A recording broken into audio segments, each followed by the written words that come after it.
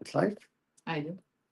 Hey, Hey. Canadian wine lovers, Carl's Wine Club members, everyone across the country. It's the Pan Canadian Advent Calendar reveal number five. So we have been opening a different Canadian wine each night now.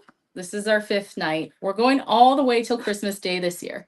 All the A way to the different 25th. Canadian wine every day. And guess what? Winemakers and winery owners from that winery that we reveal are going to join us.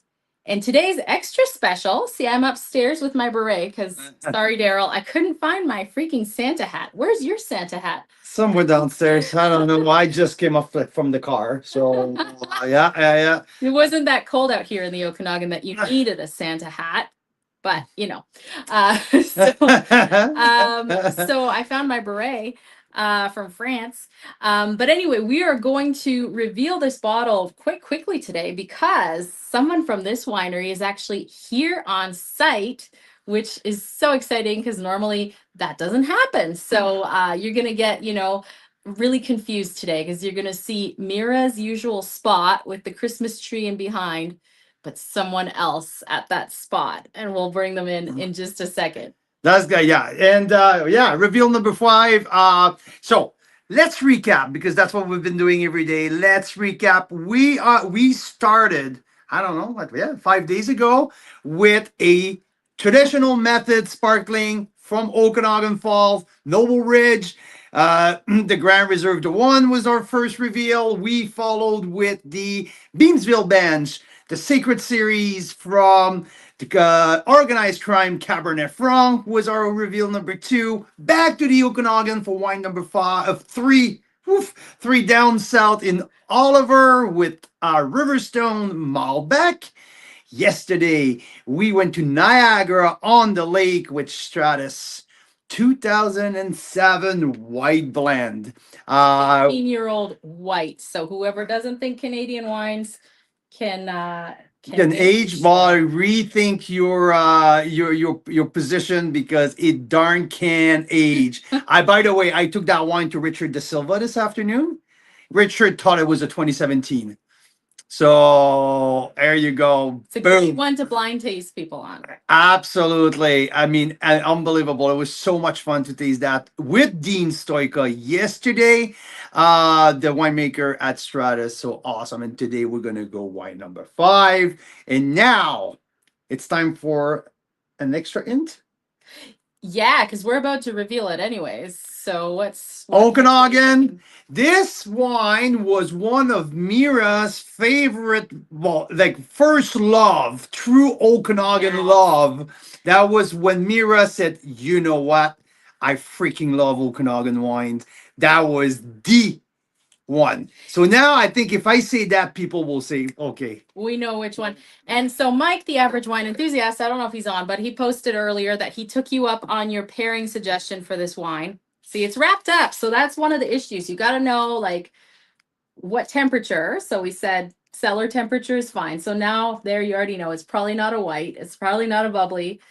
And then he said pair it with steak bites with some sea salt and pepper. Black cracked pepper. And the pepper was really one critical component of my suggestion because that grape varietals love spice.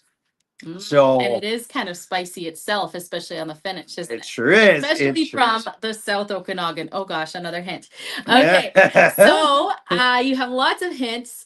Dana and Scott in Edmonton there tried the pairing suggestion with the steak bites as well. Yeah, absolutely. So Mike said it went well. But he said this is one of those wineries that has the winery name marking on the lid. So when he went to pour it with dinner, he knew what winery it was. And because he knew that we said it's one of my favorite wines, he knew exactly which wine. But he might not know the vintage. That's it, right? That's the thing. That's the thing. And we have a little surprise as well, a little extra tonight, and then a little extra offer as well.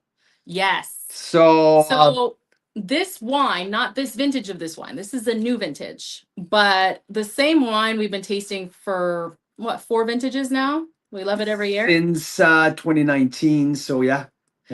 And so we looked at some of our past notes, and Carl was like, "Oh, this wine is going to be so nice in 2 or 3 years." Well, guess what? We pulled that wine from the cellar, and we've got that one open too. So we've got the vintage that some of you guys have, which is the brand new baby, and we've got a back vintage. So should we unwrap it? Absolutely. All right. Enough dicking around. Let's go. All Let's right. go. Let's Yeah, I mean, go. you guys can put your last ditch comments there. We're doing prize draws, by the way, for all those that leave comments. So we're gonna have a beret for a draw tonight and a baguette. A baguette. So there we have it. South Okanagan Maverick Estate. And it's a little blurry for some of the screen here, but the Bushvine Syrah. Yes, Bushvine Syrah from the South Okanagan. This is Golden Miles, baby. This is the bold and rich and beautiful Syrah from the South Okanagan, which has been Mira's favorite since the very beginning that we've started. This is the new release, brand new, just put on the market a few weeks ago, I believe. So brand new. Even. And it's 2023. And there's something kind of sad about this, which is that in 2024, there was a big deep freeze. 2023, I think, was a small vintage. A lot of the grapes did get a little bit affected by some freezing. And then in 2024, there was a deep freeze. So here is the sequence here. Yeah. Late 2023, because we had a really late harvest in 2022. Very, very late harvest, and boom. And a lot of rain late, and after that, boom, a frost happened in late 2022, which impacted the 2023 vintage dramatically in that spot of the Golden Mile. So very, very, very tiny vintage out of the 23. And as we all know, 2024 happened and shit hit the fan. No grapes from anywhere in the South Okanagan. So it was no minus 26 six. for 56 hours. So vines can't really survive that long at that cold. But this is really cool. So what we're saying is that this 2023 small production and the last one, I think, for a while of this particular vineyard. And we have someone from the winery that's gonna Absolutely tell us all about But that. get this. So Daryl saw the vintage, jumped in his darties, went back in time and opened the 19 instead, and it is stunning. The 19, I think you gave like 94.2. Yeah. Like it was, Yeah. And okay, so Daryl, you have the 19, and we have what 2020? We have the 2020 open, so we have side by side 2020. So I mean, this 23, I mean, yes, it is an absolute baby. I projected this wine, that 2023, that's going to my top 10 wine of the year. I gave it a potential 94 plus points. I'm sitting at around 93 right now, but this has so much potential, and I'll tell you why.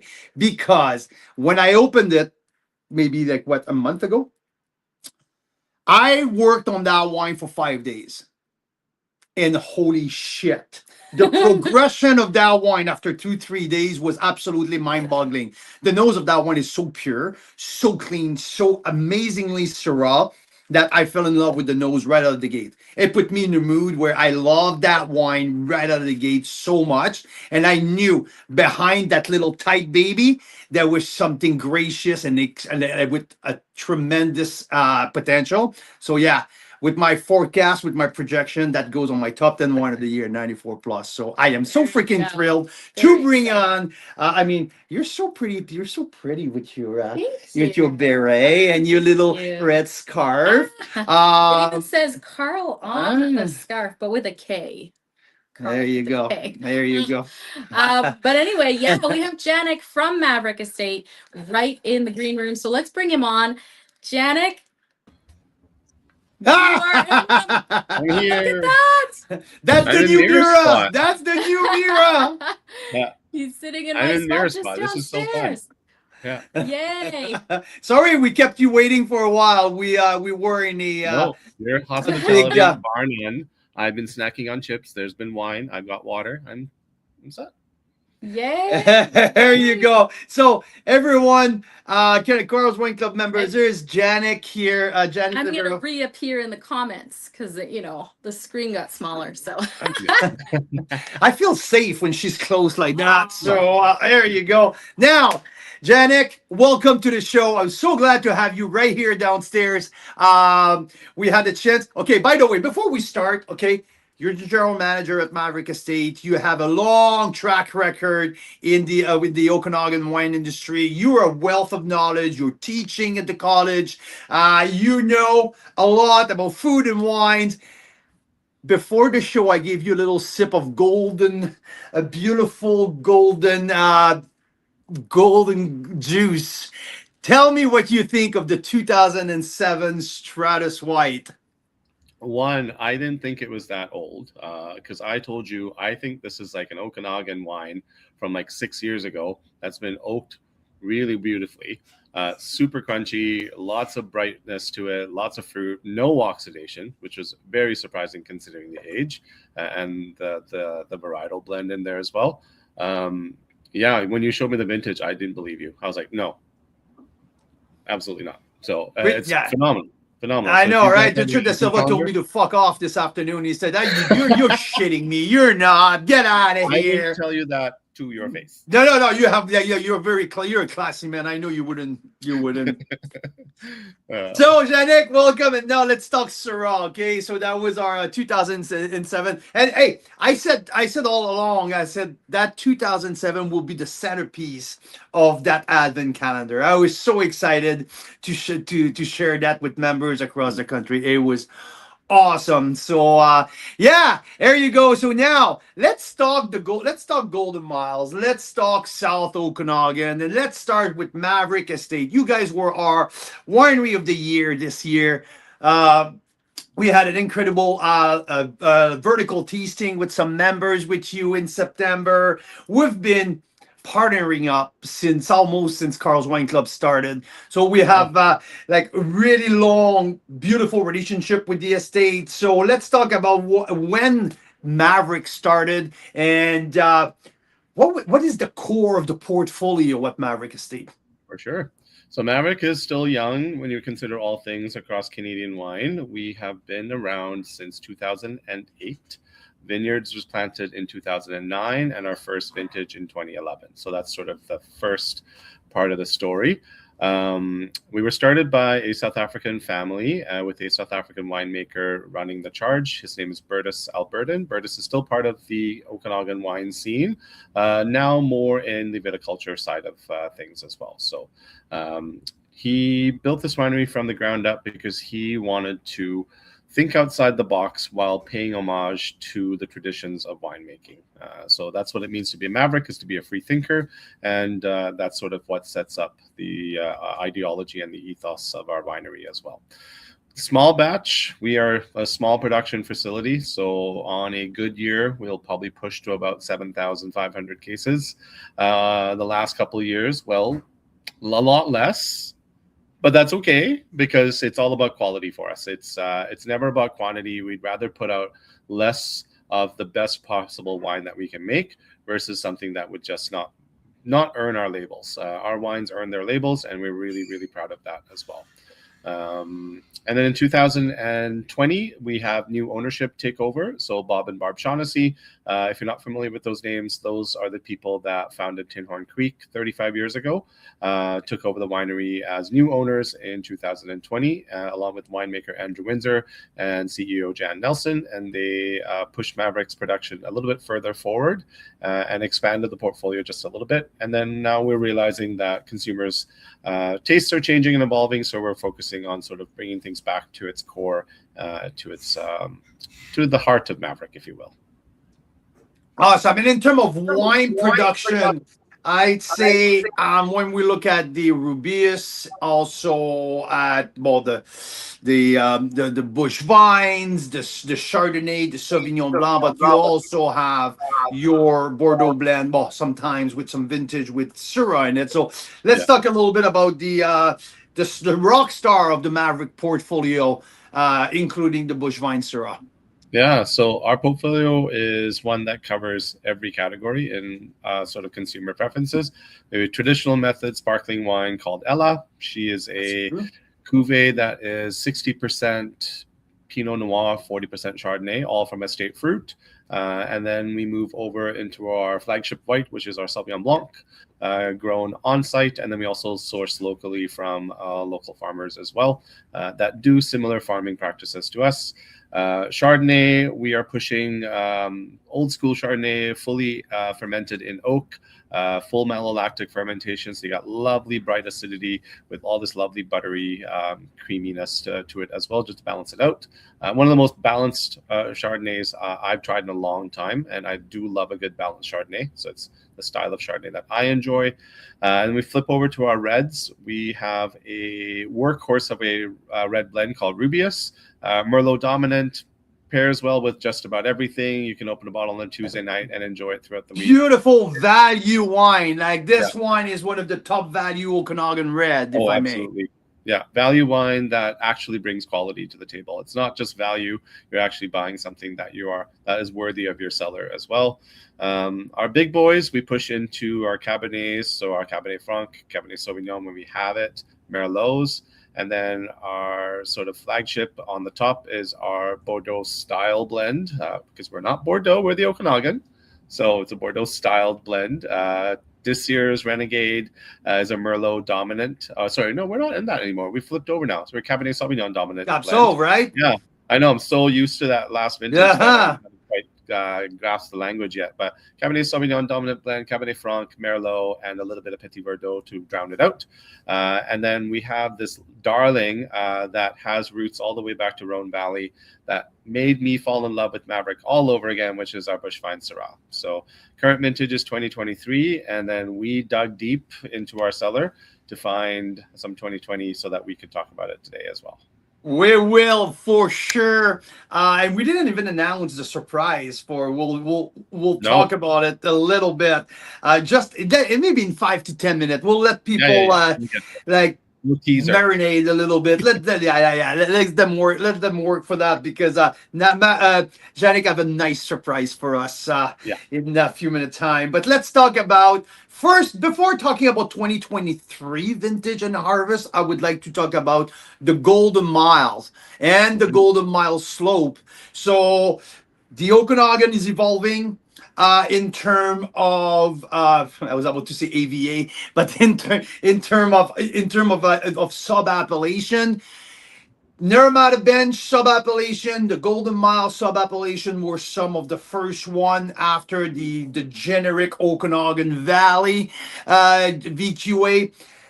And I think when we're talking to Canadian wine lovers, the Golden Miles is one of the rare sub-appellations that people know. So that they can really connect South Okanagan full body wines to Golden Miles.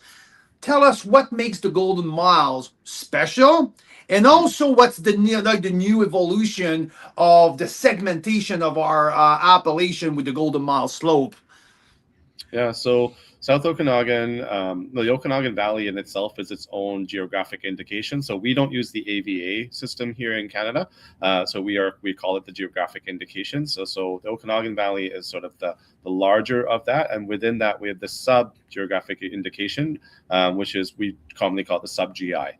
The first sub GI ever in British Columbia was Golden Mile Slope. This was 2015, and it was spearheaded by the folks over at Tinhorn Creek, and they decided that their terroir was unique enough to warrant that they could create wines with unique identity within the Okanagan Valley just from being on the Golden Mile Slope.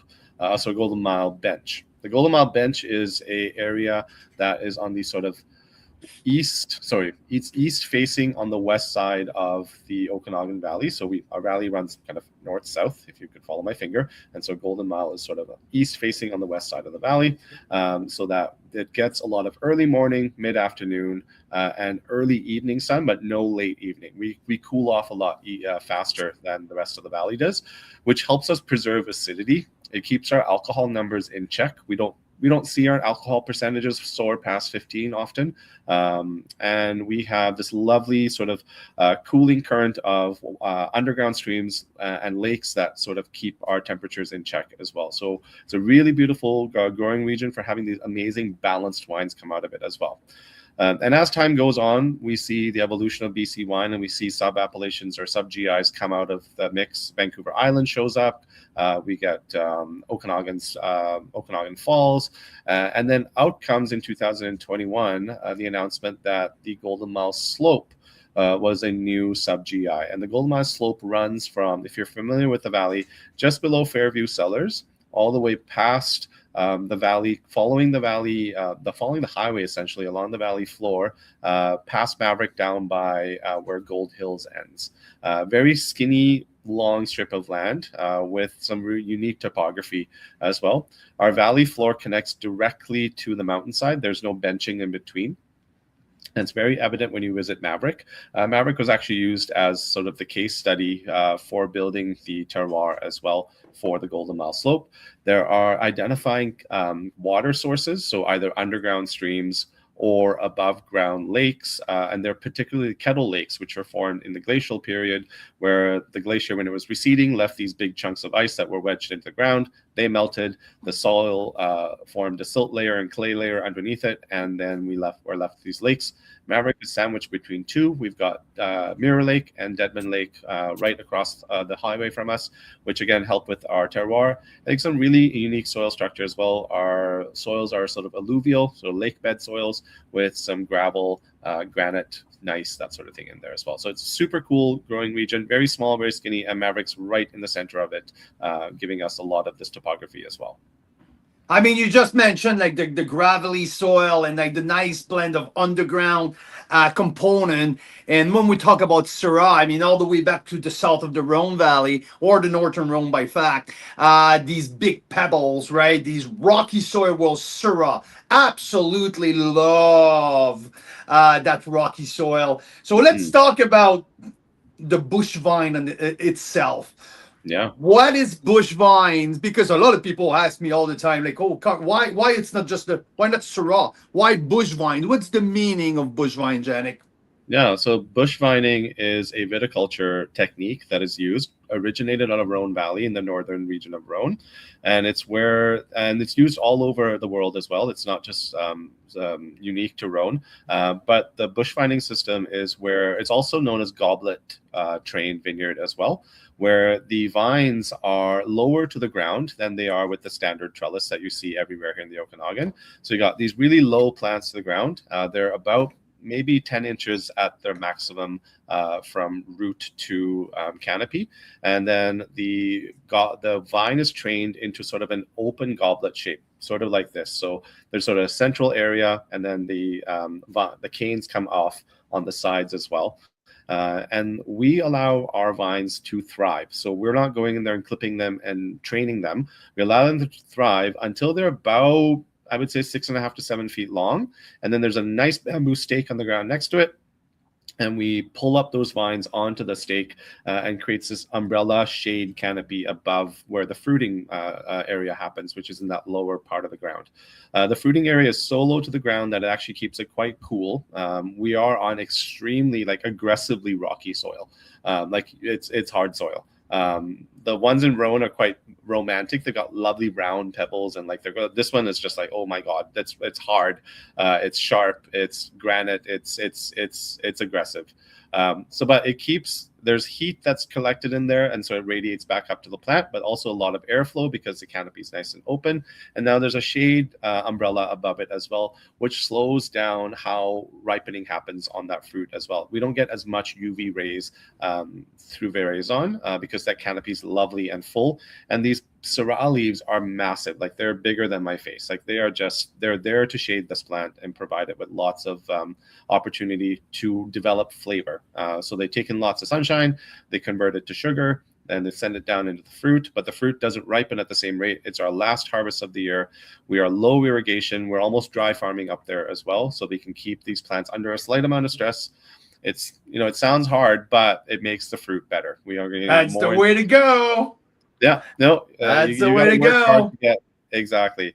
And then last harvest of the year, we're pushing these guys all the way into the end of October, almost into early November. We're just skirting around frost.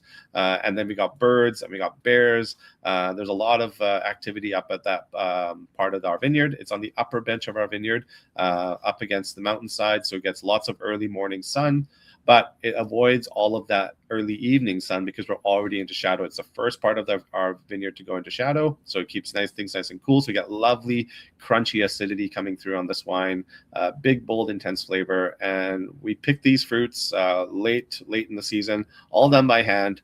It's back-breaking work. And then we rush them down to our cellar, get them into our tanks, and start the maceration and fermentation process as well. So that is an amazing expose here. I love that. Hey, now, Johnny, first and foremost, I have to say, Mira, can you please come here? I have something.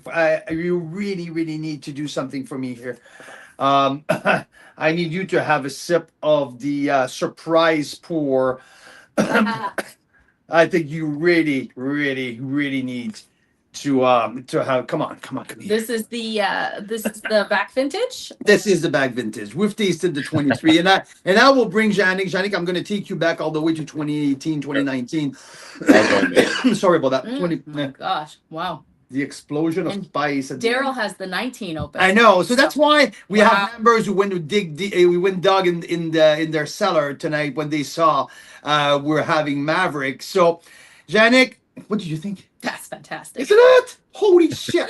It's better than I remember it, so it's aged well. Like so, and that was my really point in my tasting note. I think I started my tasting note by I can't wait to see what that wine's going to look like in 3 years. And there we go. We're 3 years in now, and that's why we wanted to have a bottle of that.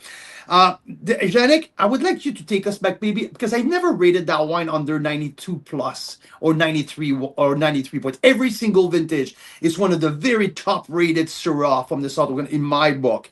Can you give us a little breakdown of the vintages on what typically like 2019, a little cooler vintage? We can expect a little bit more, a little longer aging potential. 2020, what we have was a warmer vintage, correct? So what's your assessment of that on that lineage here up all the way up to 2023 and where 23 stand? That's basically where I want to lead you, where 23 stands versus the 5 or 6 previous vintage of bush vines. For sure. So 2019 was a cooler vintage, had a higher percentage of acidity in it.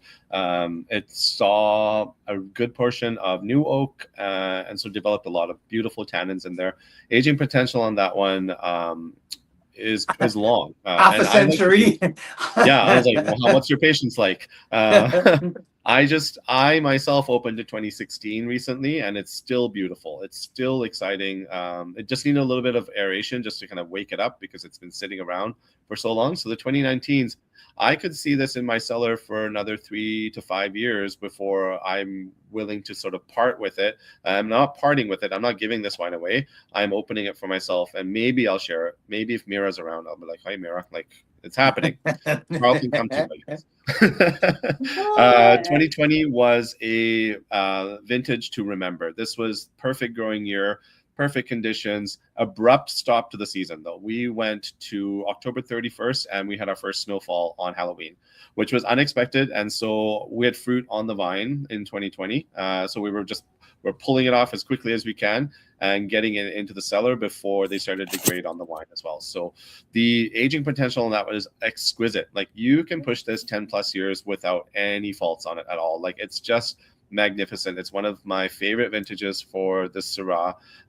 It's got this amazing minerality, which stands out for me. There's this lovely salinity with almost like a, I don't know, granite, like wet concrete. Charcoal-like. To me, it's charcoal-like minerality. Okay. I have it like that maybe that granite or charcoal, that's what we're referring the same. I totally agree. That line of minerality in the 20 is up, and I think it's kind of lift up the peppery as well on the back end. Very savory wine. So this at that point the spice is exploding. Holy smokes. Syrahs like this, I've been describing Syrahs like this, and if you've been to the winery, I always describe it as a very elegant woman, someone that has a lot of voluptuous qualities to it. There's beautiful full fruit. There's lovely whiff of perfume that runs through it. This like violet flower perfume that comes through. Amazing texture, and this sort of like spicy side to her, like a little salty, a little spicy, a little peppery. She'll keep you on your feet all night long without you having to beg for it. She's just going to tell you all about herself. The only thing you have to do is pay attention, because if you don't pay attention, you'll miss all of these little nuances that go through this wine as well. So I love how she's aging. She's just really coming into her own, and she's really, again, still quite salty, because she's just in there to tell you, like, you know, you're not paying attention enough. Listen to me now. Keep going, keep going.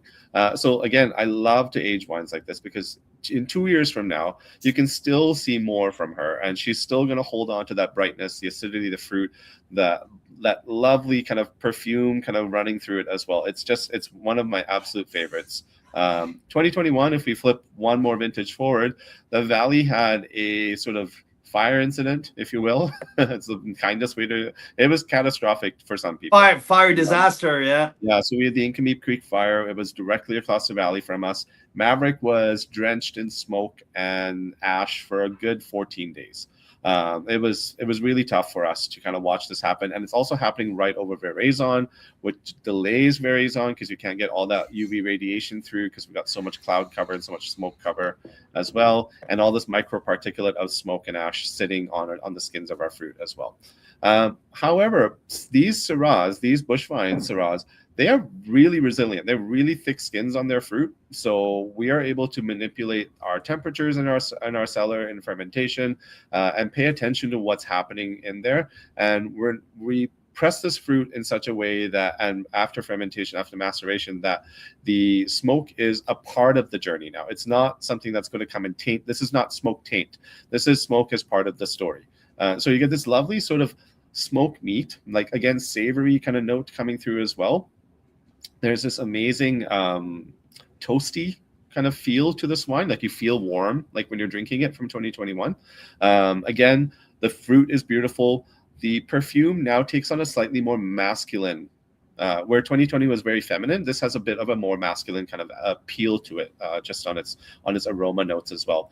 Minerality, and I think you're bang on. I can remember clearly that it's more on like a dark chocolate, and the tobacco, heavier on the mouth feel as well. Yeah. I think, like, well, we had that the heat dome, which was a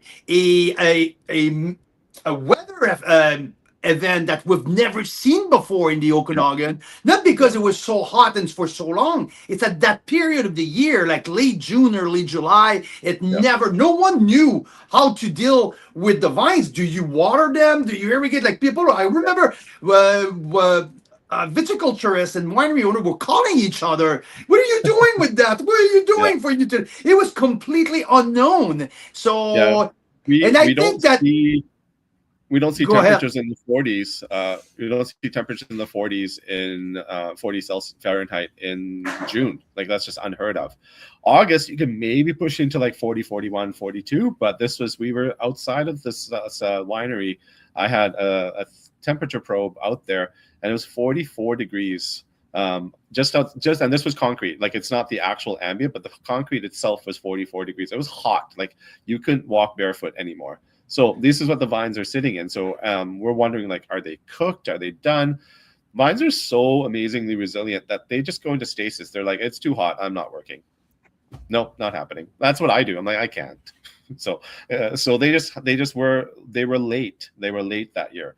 And then we went through smoke. But Veraison's late because these plants are shade covered. So the Syrah sort of had this sort of contingency plan already in it. And then last harvest of the season as well. So again, we managed to go into early November on that one. I think our first snowfall was November 4th in 2021.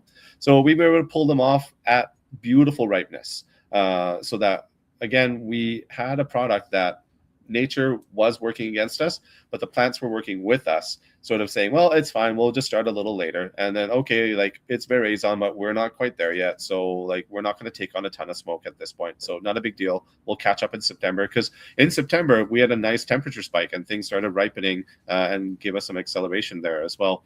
And then, yeah, like I said, last harvest, so we were able to give them the time that it needed for that vintage. So it's a really beautiful vintage with a more masculine take on its flavor profile than the one before it.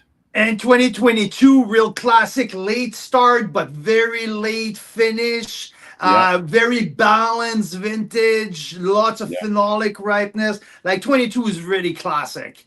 Yeah, very classic vintage, very small vintage, unfortunately, for the Syrah. We sort of opened it up to the public and then it was gone. So that vintage was very brief. I held on to like a bottle or two just for myself and be like, okay, like these are my babies.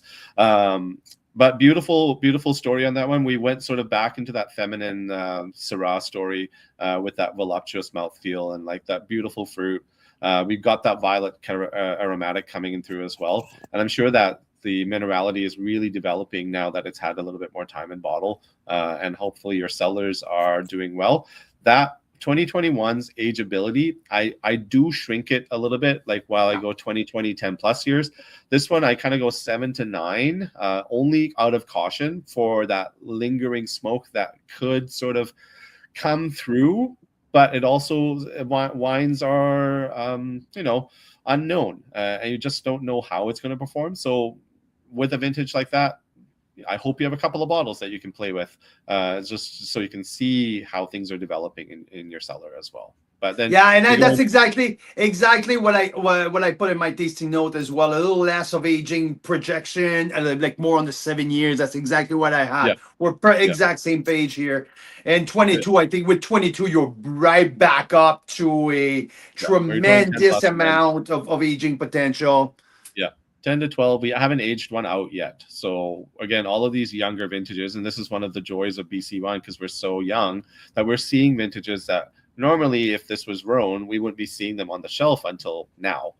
But because we're BC and we're like, we got to get it out there because we're a young and emerging industry, we want to make sure that we get our wines onto people's cellars and their palates early so that we can continue to make wine for the following years until we develop enough of a potential where we can keep going longer. But the joy is that you get to do it yourself. You're an active participant in the aging process of your wines. So you don't have to be so astute and pay attention to it. Just take some home and see what it does, and then take it again and try it one more time and see how it goes. So lead us to 2023, the new baby, the brand new arrival. Yeah.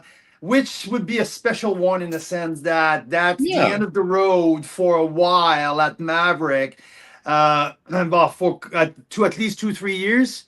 Yeah, at least a minimum of 2 years. So the 2023 vintage was the last BC grown Syrah that we're going to be having for about 2 years. And I say that because of the winter freeze from 24. 24 was devastating for a lot of wineries. We were lucky, careful, cautious. I don't know what the right word is to say here, but our viticulturist at the time was a really smart man who worked on soil health as well. So we had a lot of potential built into our vineyard for weathering storms. And so when we got through, and like that was a big storm, like that was like 50 something hours at minus 26 where we were. And it was just too much for a lot of plants. So there was going to be some death. And Syrah is one of these plants that just doesn't do winter well. It's beautiful where we grow it, but it doesn't love the fact that we go through winter. And this winter was a winter for the record books.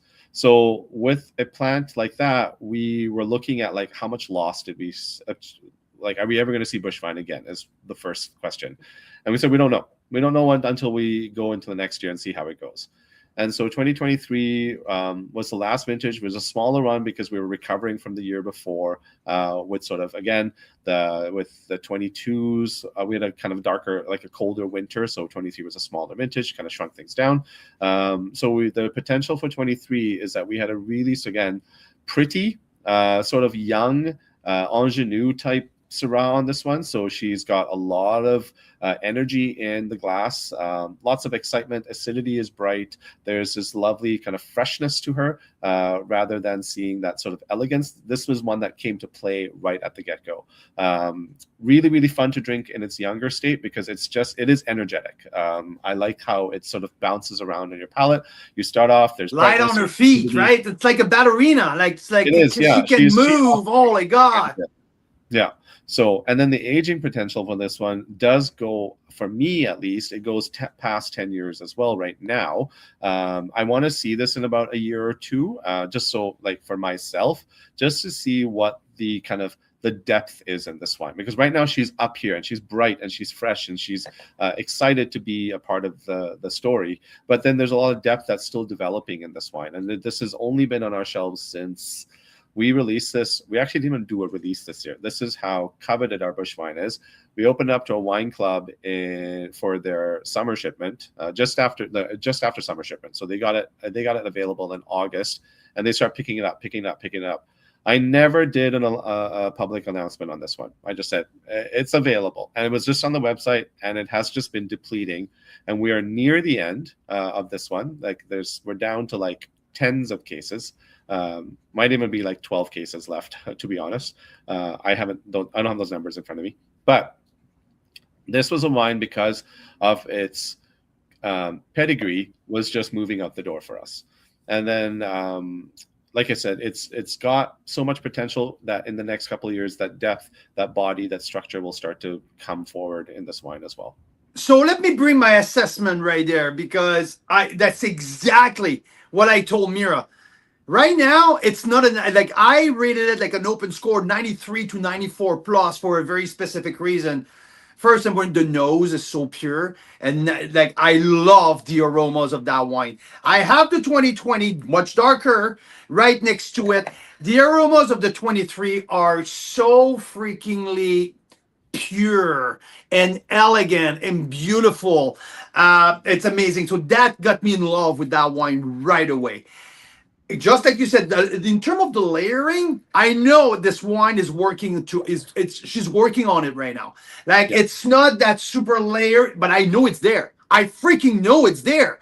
Like my projection, I said I have no choice but giving it like at least a potential of 94 plus. It was so exciting to taste, and I rarely get like that excited. And then like I knew there's so much more to come, and it's just at this baby stage. And yeah, the nose, the lightness, and this really exuberant profile of that wine got me real excited. So that's where I'm at. And now I think this is the time of where we announce the big surprise. Now there's only 10, 12 cases of the 23. So if people would like to stock up knowing that this wine's going to vastly improve, not that it's bad, just because it is going to be so good. And you came back and you said, Carl, I have 2 cases of the 2020 that only for the live show.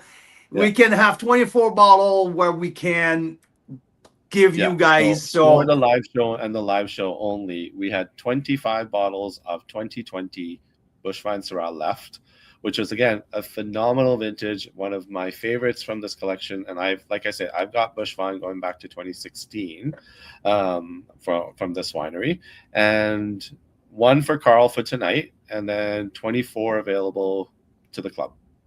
So and that's it. You guys have first crack at it. We don't even have it on our website. Like, you have to kind of go through Carl, and we'll make it work for you guys. But it's one that I think is one for the ages. This is one for the record books in terms of this wine. The 2020 was sort of not just a highlight. This was the story that we've been telling all along with this wine on what this wine can do. And this is where a love story with Syrah can be told all over again through one glass. The depth and the complexity of that wine is stunning. Darker side, savory, almost a little bit of pine needle, espresso coffee, that dark, like a little bit of potpourri almost, on the floral side. Classic blue plum, but a little bit more dark plum here Sure. on the mid palate as well. That chewy tobacco leaves, and we mentioned that graphite charcoal-like minerality on the finish and the explosion of spice. Oh, the Yeah. smokes! That is awesome. Yeah. Mira, It's I would be Yeah. so curious if you have the chance to just take a look at the score that I gave the 2020 originally. I know I've been so like I've been pretty consistent between the 92 plus and the 94 plus with the Bush Vine, but 2020 was one of I think believe my highest scored Bush Vine of all, I Yeah, I believe. do believe anyone who's got the archive of tasting notes would be able to tell us. I don't want to get out of this window because I'll lose you guys again. But yeah, we'll check it after. I think it was at least 93 points for sure. Would you give it higher now that it's aged a few years? Oh yeah. And this wine has not hit its prime yet. I think it's still in the upswing. It's still evolving. It's still in its youth. Definitely, that is a no-brainer. I would say this wine will probably prime in 3 years, where I give that 2 to 3 years top of the curve before going a little bit more onto tertiary and like more of a. But do you agree with my assessment, Janik? Or I do. I do. yeah, For the Yeah, I would say 2 to 3 years to kind of hit its absolute peak. And so the top of the curve thing as well. And again, it's all about your preference as a that's consumer. it exactly. Like, we can come up with these numbers and you can be like, absolutely not. Like, I want to drink this now. Go for it. Live your best life. It's 2020. What are we 2025 now? Yeah, live your best life at this point. Like, just go for it. However, if you are wanting to invest into your cellar, this has the potential to go for a couple more years before it starts getting into its peak. And then after that, it's not going to drop off. Wines don't do that. They don't, No. absolutely not. And this is just an evolution in this wine where you get more depth and you get more complexity coming through. But maybe there's some things that will start to take a back seat versus others that start to come forward as well. So you can enjoy that journey. I definitely have been. That 2016 that I took out of my cellar was phenomenal. It was absolutely so special. I have one more bottle left of 2016 for myself, and once it's gone, I don't know what I'm going to do. Like, there'll be a gap in my wall that's always been full. I'm like, what do we do with this? So until then, I'm not crossing that bridge right now. That's going to take a couple more years, because I do think a couple more years is what's going to do it for us as well. But until then, we just enjoy our lives and we drink wine that has meaning and purpose. And this is one of those wines for me. This absolutely has meaning in terms of BC wine. It has purpose in terms of telling the story of BC wine and the story of how a small winery with so much potential creates something that has a story that goes all the way back to Rhone Valley for centuries here in the Okanagan, doing it our own way in our own little tiny plot of the world. I love Janik. it. Yeah, Nick. Wow. I mean, yeah. It's so beautifully said. Mira, what do you think? Where's your That's head at? fantastic. Yeah, I love that, you guys. Oh, you guys already know this is one of my very favorite wines ever. And yeah, such a great story. Thank you so much, Janik. You're so Oh, my generous with pleasure. your knowledge and your time. And it's been a long day for you. So we're going to let you go. Yep, all good. And But just to let you yeah, know, club members, please just contact us if you're in town. I love seeing you guys. It's always a good time. We walk around, we go into the cellar. If you've been here before, I know there's a couple of you. I saw Stefan on here earlier. That it's just a good time. So please just come by, say hello. I can't wait to see you. absolutely. Janik, And there's a you're a reason legend. why members voted you guys Winery of the Year last year. we Dana and appreciate Scott it. said they were there. Oh, we lost Mira. We lost Mira for a second. Yeah, Mira's frozen with the beret. So we have frozen Mira. Was there. We You have guys treated Oh. them so yeah, frozen Mira with the beret here. So I'm gonna take over. Oh. sorry. No, you're back. No, you're back now. You defrosted. You're good. You're good. I was saying that you guys were Winery of the Year for a reason. Thank you so much, Janik. Well, we And, really appreciate all the support that you've given us, and we love supporting you guys and seeing all of the club members come through. It's super special for us. I think this is actually kind of a full circle moment. My very first Carl's Wine Club live was actually sitting right next to Carl, so to kind of be down in the house and to be with you guys was kind of fun. It was a different winery, but that's fine. Yes, I remember that. I Yeah. remember Yeah, that. we sat together. It was 2020, which was 2020. What a year to be alive, right? So to do a live with Carl in person was super fun. So yeah, I love it. I love being here. Very rare back then. You had your masks on. Yeah, we're spitting wine off to the side, like don't Right? spit on each other. Yeah, that was a fun time. Thanks again, Janik. I'm gonna come downstairs and let you out. My Carl, pleasure, you better tell us all more about your thoughts here, and then we're gonna do a spin. And Mike had a good idea. Maybe we have a bottle of the 2020 as one of the door prizes. I don't know. Maybe We don't have any. These 2020 are gonna have to go in split in like 3-pack or 6-pack for people who wants it.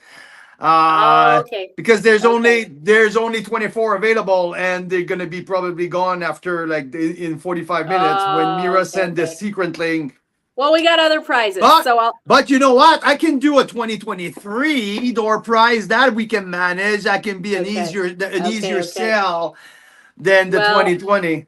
I'll be right back. I'm just gonna meet with Janik for a second downstairs. Thank you so much, But Janik. Mira, We will see you real soon. Yep. Before you leave the screen, Mike, the average wine enthusiast, just put my score up, and it's 93 points. I badly underscored that wine. Either that wine has improved so freaking much that makes me look like an idiot right now, but holy shit.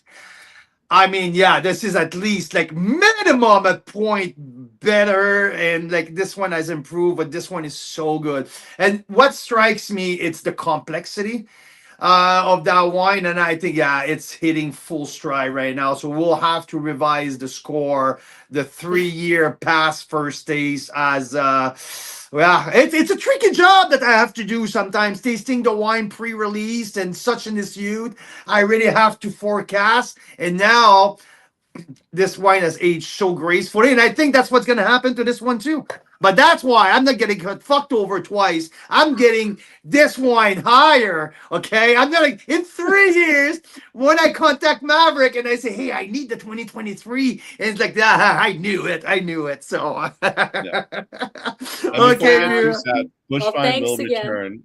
Bushvine will return. It's just taking a bit of a break while we work through our Washington Grown Fruit next year, so that release will come out. It's a beautiful Syrah, extremely pretty, really feminine. Just it's not Bushvine, but it's a Maverick signature. So don't be afraid of it. We'd love to see you trying it as well. And then we should have our 2025, the following vintage for you to play with. It'll be a later release in the year. It's usually a fall release. Or late summer, fall release is when they usually do it. So, or when I've been doing it at least. So fingers crossed that we'll see that one through all the way. And I'm just excited for you to keep trying our wine and keep talking about Maverick, because more people need to know about this. We're little, but little doesn't mean we can't keep up. So. Yeah, a little but mighty. Thank you so much, Janik. We'll see you downstairs in just a sec. Thank you, for sure. Thank you so much. Thanks for having me. Thank you, Janik. Thank you. Oh, man, that is so much fun. So much fun. Cool. Mira Boucher. I'll be right back. No problem. So here we are. So I have 2 Syrahs here, the 2020 and the 2023. Like I mentioned, 2023 was a work of projection. Love baby, but the nose is so graceful. I really enjoyed the nose of that wine. And I mean, seeing the progression of the 2020, I'll be curious, Daryl, how's your 2019?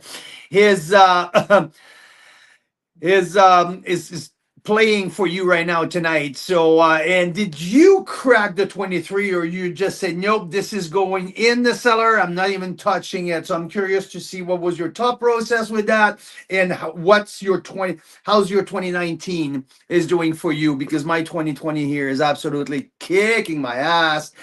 Just absolutely amazing. I'm so happy that we did that.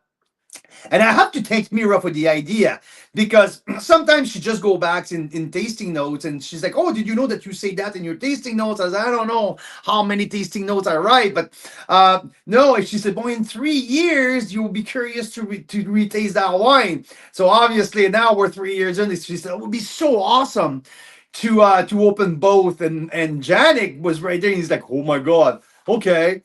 We'll save the last two cases we have, and I have the extra bottle." So we made it happen. So really cool to have the 23 versus the 2020, but alongside the 2020, and experience the style of what Mother Nature do, because it's from the same vines, with the same process, with the same everything, but the different vintage. And these wines are quietly different, in a sense that 2020 is darker fruit, a little bit more depth, and a little bit more, I would say, old world style. That's where I'm. That's what's coming out here. A little bit more new world, more. I. I mean, that might change over the years with the 2023, but right now, like we've mentioned, what attracted me so much when I cracked the bottle, the nose is just so pretty and so beautiful, and yeah, 94 plus projection, 93 points at that stage. Really exciting wines with the 2023 Bush Vine from Maverick. So here we are, day 5 of our release. And so here we're having, oh, so that's a nice comment here. I like that. Daryl said 2020 Cross Hermitage ish. I would say Daryl is, oh, here you go. Here's my berry girl. Here you go. Here you go. Yeah, so let's get back to you, Daryl, for a second before I move on. You said that you answered my question. 29, it's stunning, not touching 23, perfect. So you have the 23 set in your cellar. 2019 stunning. I have no doubt about that. I'm happy to hear. And you ask if the 2020 is Cross Hermitage ish. I mean, if I had to bring a comp from from the Rhone Valley, I mean, that's funny because at the price of the bush vines, at 35 or like under $40, there's no comp from the south of the for north, for definitely north, not the Rhone, the northern Rhone, which those wines are out of price now. But yeah, I mean, Cross Hermitage would be a very fair comp, I would say.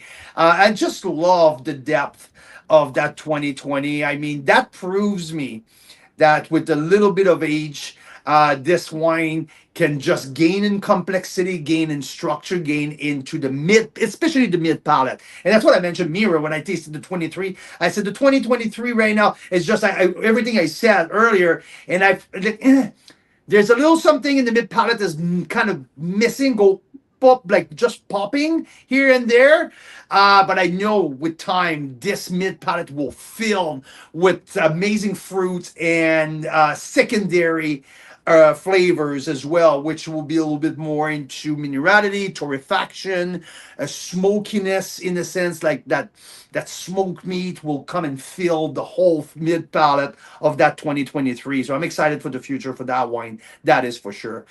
Mira, welcome back. Welcome Thank back. you. It's so That was nice to fun. talk to you. That's fun, man. So Yeah, fun. that was awesome. That was awesome.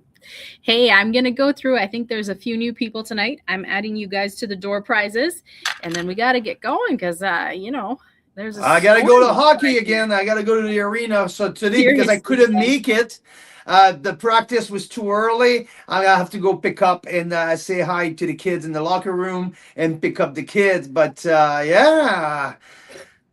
There you go. There you go. So, what do we got here? David, I'm adding your name.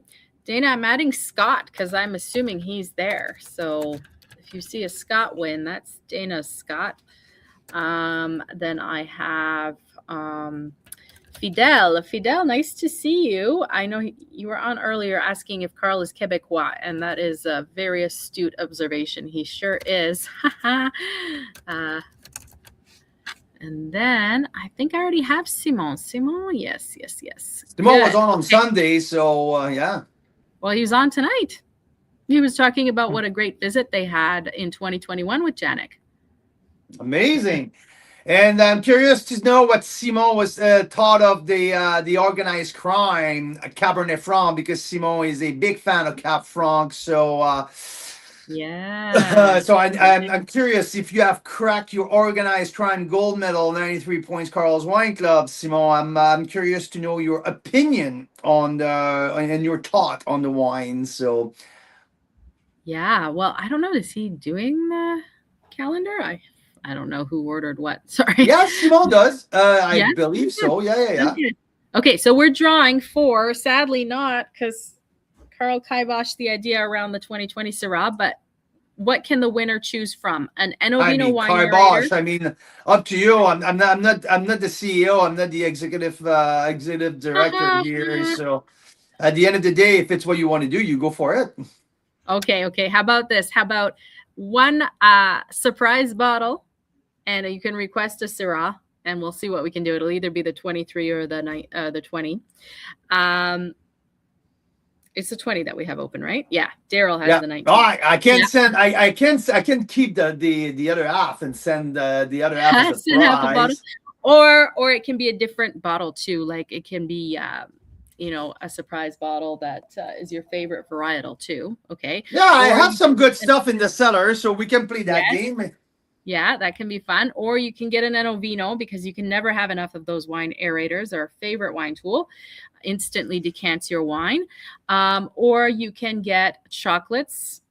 Sandy got chocolates last night, and she's going to use them for research, because she's going to make chocolates one day too. Perfect research subject. David McLean says, Je suis en Québécois aussi. Oh, there you go. All right, well, here we go, guys. Dun, da, da, da. We got who's winning the door prize today? Oh, Jared, you're so close. Kelly, congratulations, Kelly. I'm gonna have to go back through the comments and find Kelly and let Kelly know that Kelly's won. So, congrats, Kelly. Cheers. A lot of fun. What a great night, Mira. You had a magic idea to do that. I'm really happy that you had that forefront idea to pull out the 2020 tasting notes and understanding that I was projecting at that time and bring it back to the table right alongside that little baby boy here, well, baby girl, like Janik like to call them, the Maverick Bushvine Syrah, which is reveal number 5 of our advent calendar. And why, to me, it was so important and so exciting to have Maverick in the lineup, especially the Bushvine. It's because of that gap coming out of Maverick. There's not going to be the Bushvine. We've been tasting that wine since 2019, and now there's none coming up for 24 and 25. So I thought that if we can get our hand on some as fast as possible, as early as possible, and make sure that we can offer a little something to our members in terms of our very favorite, and by the way, best value BC Syrah. For like a QPR, I don't think you can beat that in the Okanagan. It's $34.95 plus tax. That's very good for a BC Syrah. I mean, quality. Yeah. Well, we'll have to ask Janik how much he wants to do the 2020. I think I'm expecting maybe a $5 to $10 more than the 2023, which is fair. So Janik will confirm. I'll send him a text, and so we can send the secret link right after the live here, if people, because there's only 20. This is not a marketing scam here. Like sometimes when it was, oh yeah, we have only a couple cases left, and a couple years later, like, no, this is what's left. There is none like that. This is it for 2020. So and that's why, like, we were actually going to include it in the advent calendar, but then we're like, if like a package goes missing or something, or if we sell a few too many, I mean, it was just not enough left. So. Exactly. So for the 2023, that's the time. 12 cases left. That's the time to stock up. No bush wines for the foreseeable future. And the 2020, which is absolutely fucking off the charts. Sorry guys for the swear. It deserves a swear. It's so good. Then and yeah, 24 bottles available. So we'll work. I'll go pick up the kids at the arena, and I think Mira's gonna put together quickly a secret link for you A little guys. secret link for I'll drop it in the chats with each of you guys. Daryl says he's messaging me, but I haven't gotten my messages all night. Simon likes the more Chinon style Cab Franc. Interesting. That's probably the style that Daryl doesn't like. Yeah, exactly. The bang more on. You are crazy. like on the point here. 2020 and 23 6-pack. Yeah, you could totally do that. Yeah, I'll messenger you the link a little later, David. What we try to do, it's at least like a minimum of 3 of each. Like for these like very small, it makes it so much easier for the wineries that the 1s and the 2s. So that's why we try to structure it that way as much as possible. Okay, And I think the 6-pack is pretty much all gone because Dana, Daryl, and David want one. So okay, it'll have to be first come, first serve. We will keep a close eye. It is what it on. is. First comes, first serve. Yeah. When we hit 24, that's it. And yeah. There we go. It was great to see you guys. Cheers, cheers. Hope you have a fabulous night. Tomorrow, what's going on, Carl? Is it a chilled wine, a not chilled wine? Do you want me to pull up the page? Oh, tomorrow we have I love my guest tomorrow. Like we go way back, and it's a good friend of mine. And one of my, again, I said that quite often, but I fill my life with great people, especially when I curate a pan-Canadian admin like that. I want feature wonderful people, and that's what it is tomorrow. Put the wine in the fridge. Don't get it too cold because you don't want to freeze the beautiful flavors and aromas. But yeah, so we'll have a white wine tomorrow night. I'm not telling you from where. I'm not telling. I get like this is from my anyway. Yes. I need to be careful. I want to keep it as a surprise because tomorrow it's Friday night. I promise you, you guys gonna have a good time chatting with our guest, which is gonna be live as well. So yeah, here we are. So yeah, good evening. Now I don't want to ruin anyone's Christmas present, but one of you guys, so I won't say who, one of you guys ordered the last advent calendar that there was. And then Carl went around, counted all the bottles again. I was like, no, we have 2 more, right? Yeah, 2 more. So we can do 2 complete ones still. 2 complete one, exactly. We were holding off on a couple that had gone missing for like 2 or 3 days due to the floods last week, and then they got found yesterday. So yeah, so there was 1 yesterday available, gone today, and now we found 2 more, but that's literally it. So if you're far, we might just, one person orders it, we might just cut it off just in case something happens in transit. We always have a backup for you. But if someone really loved the lineup and said, you know what, I know that the second, I would like 1 more bottle of all of this. Yeah, feel free to order the last 2. If not, Mira and I are gonna enjoy these bottles over the years and keep geeking out and sending you guys posts and social media say, hey, here you go, this wine doesn't exist anymore, but we had another one. So all right, yeah. so tomorrow you're saying please chill the wine. You're saying smoked salmon on cucumber rounds could be a good pairing. And you're saying we're going to meet someone very, very special. And I think I know who you mean. And that is someone very, very special. So I can't wait. It'll be awesome. Absolutely. Mira, can I request your beret a little bit more often with the scarf? Yes. Oh, so Lisa's interested in that 2007 white. Isn't that phenomenal? So we can include that in the link too. I think and Suzanne does in like 3 more years, like see if it dies or like if it'll keep going and be like a 22-year-old Canadian white. It's crazy. So what we're going to do with that, for those of you that want to get them, yeah, we encourage 3 or 6. That's great, but it's not really limited that way. We're just going to have a list of the wines. I'll keep adding to them as we reveal them. And then we will ship them all out in January. So you can kind of build a case. And if you get to 6 bottles and you're a VIP Unlimited member, you don't have to pay for shipping. If you get to, let's say, 12 for everyone else, then you don't have to pay for shipping. Otherwise, it'll be like a flat rate shipping. So you can kind of build a case, like 3 of these, couple of those, 1 of those. Yeah, 59, it is a good deal. That 2007 white, I agree. They could have jacked that up just for the novelty of it, but they didn't, so that's good. Absolutely. Yes, Absolutely. yeah, you can totally do a road trip, and we'll have some nice wine and some stew or something. Yes, that'll be fun. Good to see you guys. Well, have a fabulous night. We will be back on tomorrow, same time. Canadian wine lovers, Carl's Wine Club members, Mira Boucher. See you tomorrow. Cheers.